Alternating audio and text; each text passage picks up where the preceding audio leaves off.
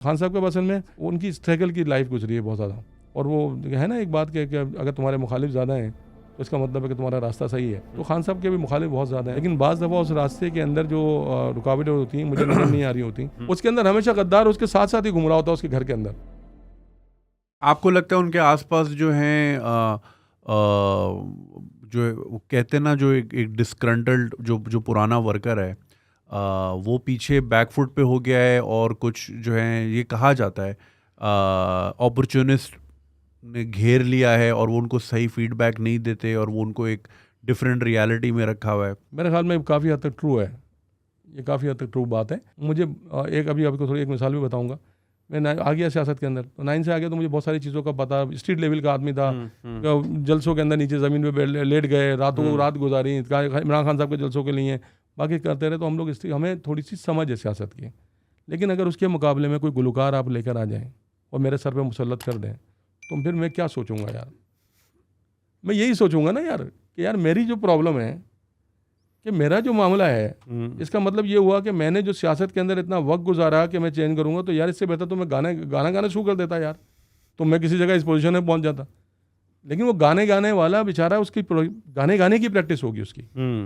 लेकिन जो बंदा विजन के साथ आएगा, प्रैक्टिकली सोच के साथ काम करेगा, उसकी एक सोच होगी, वो तब्दील करेगा। दुनिया भर में जो जहाँ भी लीडर आपको उनके देखें ना, जहाँ भी आप हिटलर का नाम आता है, चाहे किसी सेंस में भी आए, अच्छे बुरे उसमें ले, नाम तो हिटलर का आता है ना, या उसके नीचे जो सारे लोगों का नाम आता है, तो लीडर का नाम आता है हमेशा। सही। तो लीडर को जो है, मैं कहता हूँ कि यार नाम जो है ना, अरस्तु का जानते हैं लोग, अरस्तु के जहर का प्याला पिलाया था उसको, जिसने प्याला पिलाया था मेरे ख्याल में हम में से बहुत सारे लोगों को उसका नाम भी नहीं पता होगा, उसको कोई नहीं जानता।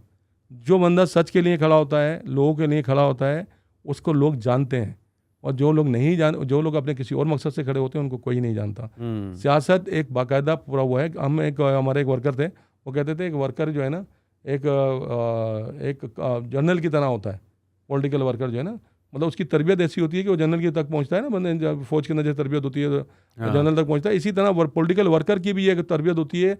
वो सारे अच्छे बुरे वक्त को देखता हुआ गुजरता है और फिर जाके पहुंचता है। फिर उसकी सोच जो है ना, आदमी की उसको सोच के साथ फिर वो चेंज अलाइंड भी होती है, और वो चूंकि मासेस से निकला होता है तो वो देखिए। अब मुझे बताऊं, खान साहब एक दिन हम सब गाड़ी में थे और मुझे पास फ़ोन आया गुलशन हदीद से, हमारा एक ज़िम्मेदार था, वो फ़ोन करने लगा मुझे, तो कहने लगा कि अशरफ भाई वो हमारे कैंप पे हमला कर दिया। अच्छा, वहाँ के गुलशन हदीद में वो पाकिस्तान डे होता है तो उस पर कैंप लगता है, तो वहाँ पे एक और पार्टी है जो उस तरह की उस पाकिस्तान के ख़िलाफ़ बात करती है। तो वो जो है ना, उसने किया कि वहाँ पे जो है वो मुझे फ़ोन करने लगा।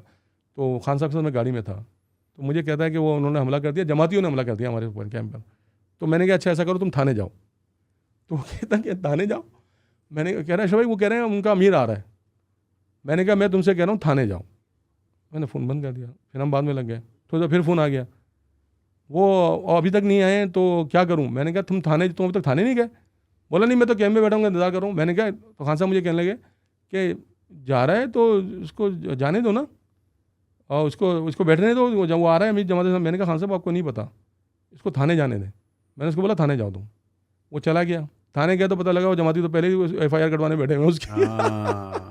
तो मुझे तो पता था कि ये क्या होने वाला है, क्योंकि वो FIR कटवा देते भी ये बात नहीं करने जाते, ये घर से भागे होते, तो वो FIR कटवाने के लिए वहाँ बैठे हुए थे। तो जब ये गए तो फिर वो काउंटर हो गया फ़ौरन। फिर उसका फ़ोन आया, भाई तू यहाँ बैठे हुए थे। तो खान साहब मुझे कहने लगे, तो मैंने क्या कहने लगे, नहीं तू ज़्यादा जानता है, तू ज़्यादा जानता है, आप इस प्रोसेस से गुजरे। तो मैं इसी से गुजरा हूँ, मुझे मालूम है कि अब ये क्या करने वाला है, ये क्या करेगा। क्योंकि हम देखें ना, अगर आप जैसे अपने प्रोफेशन में होंगे तो आपको पता होता है कि यार मुझे कौन सी दवाई, कौन सी, अगर डॉक्टर हैं आप तो पता होता है आपको कौन सी दवाई किस वक्त किस तरह लेनी है, और मैं वो दवाई खाना शुरू कर दूं तो मुझे ज़्यादा बदहज़मी हो जाएगी या उसकी एलर्जी हो जाएगी या कुछ और साइड इफेक्ट आ जाएंगे। तो इसी तरह पॉलिटिशियन भी जो है ना, वो एक जिम्मेदार होता है, उसको पता होता है चीज़ों का। हाँ, ये ज़रूर है कि सारे पॉलिटिशियन को एक लाइन में रखा कि वो करप्ट होते हैं, 2 नंबर होते हैं, फलां होते हैं, ये गलत बात है। क्योंकि देखिए कायदे आज़म भी एक पॉलिटिशियन थे, लियाकत अली खान भी एक पॉलिटिशियन थे। पाकिस्तान बनाया, बहुत से कंट्रीज़ में लोगों ने पूरी कंट्रियाज बनाई हैं, तो क्या वो पॉलिटिशियन नहीं थे, पॉलिटिक्स से ही आए थे ना।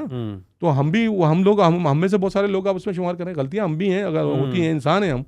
तो ये वाली चीज़ जो है ना, जो प्रैक्टिकली हमें करनी होती है, तो बड़ा बस एक वो मामला है पार्टी के अंदर कि खान साहब के साथ, खान साहब के असल में मेरे ख्याल में कि इस वक्त भी जो है उनकी स्ट्रगल की लाइफ गुजरी है बहुत ज़्यादा, और जब से वो सियासत में आए हैं और वो है ना एक बात कि अगर तुम्हारे मुखालिफ ज़्यादा हैं तो इसका मतलब है कि तुम्हारा रास्ता सही है।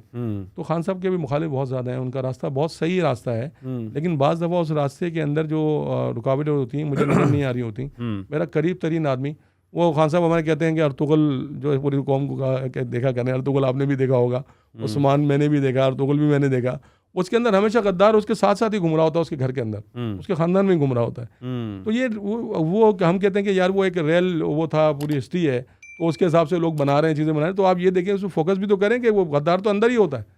गद्दारी तो डायरेक्शन आपकी चेंज कर देता है, गद्दारी तो आपको बताता है कि आप क्या करने जा रहे हैं। अगर आपने ये क्लिप एंजॉय किया तो पूरी वीडियो देखने के लिए कमेंट पे दिए गए लिंक पे क्लिक कीजिए और मेरे मेन चैनल को सब्सक्राइब करना नहीं भूलिएगा ताकि आपको वक्त के साथ साथ अपडेट्स मिलती रहे। बहुत शुक्रिया।